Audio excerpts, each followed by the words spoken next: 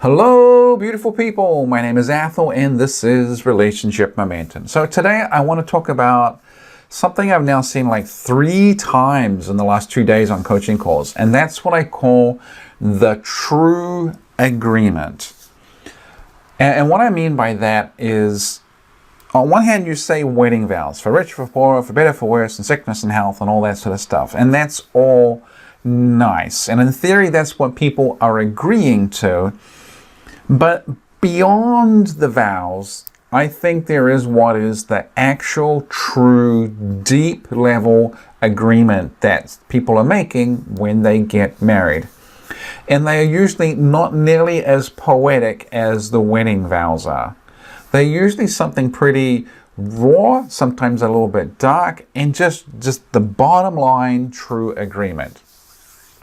So that can be something like for a woman, her true agreement in getting married could be something like, I will put up with any of your bad behavior and you can treat me like crap as long as I get to be a stay-at-home mother. And for a guy, it might be something like, I will tolerate absolutely anything and everything that you do as long as I am getting some kind of regular sex life. That might be the actual true agreements that two people have in getting married to each other. So you see they are slightly less poetic than the wedding vows. And there's usually some sort of trade-off thing. I'll accept whatever this is as long as I get that. And when two people get together and they get married and they have a relationship, the true agreements can just lurk beneath the surface forever. And you may never know that they are there because each person is meeting the other person's true agreement. So take that example of, I will tolerate all your bad behavior. I will put up with anything and everything as long as I get to be a stay-at-home mom, coupled with, I will put up with any of your stuff and any of the situations that you throw at me as long as I have a regular sex life. Those two could move together for ages and ages and ages. But then let's say we throw in a big problem into that mix, like a global recession in 2008. And now he doesn't have that super big job. He doesn't necessarily get to pull in all that income. And now they might not necessarily be able to afford that she gets to stay at home. So that true agreement now suddenly is no longer working. And so she might have to get a job. And then the one thing that she really wants, one thing she really signed up for with this marriage, she's no longer getting. And now she's getting some bad behavior.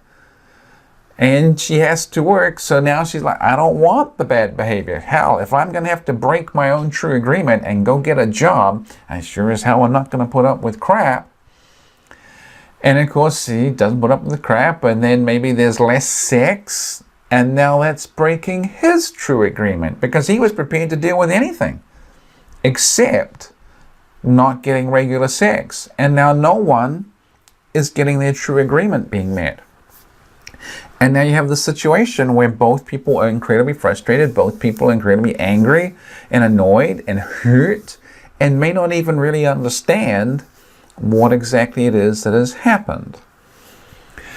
Often in coaching situations, I find that one person has had something to do with their own true agreement change. The situation has changed, the thing that they want has now particularly changed, and yet for the other person, it's still kind of working. And there's often a big process where, okay, to get the thing that you now want, there is the risk that you have to take away what the other person wants, or the whole relationship needs to be renegotiated somehow. And it often comes to some sort of crisis point as people almost have to renegotiate what their own true agreement is to the marriage. What they do want, what they can accept, what they can tolerate, what they are attracted to, what turns them on. And I think this is an incredibly normal process for many, many couples. We get together when we're young. Everything can work fine for many years, 7 years, 10 years, 15, 20 years, until there's some sort of change in, outside forces, the real world changes. We just get older, and maybe we can't do the things that we used to do or want to do, and the situations change. So I think it is predictable at some point for any couple that their own true agreements will reach some sort of crisis point at some time. I think that's normal and can only be expected. Doesn't necessarily make it any easier in that moment to work through it, but this is often what is driving the bus on a lot of marital conflict. It's not that any one person is nasty or mean or horrible, but often just the true agreements that each person had coming into the marriage are no longer particularly being met the way that they're hoping to. So they are, like I say, true agreements are completely different from wedding vows. I know that's sort of an ugly truth, but they are completely different. Anyway, I'd love to know if you'd run into some of these problems with the true agreements changing on you. And leave me comments, and I'd be happy to read them and get back to you guys. Maybe make more videos on this topic. Alrighty, so hope you liked the video. Please like, share, comment, subscribe, all that good internet stuff. And I will talk to you tomorrow.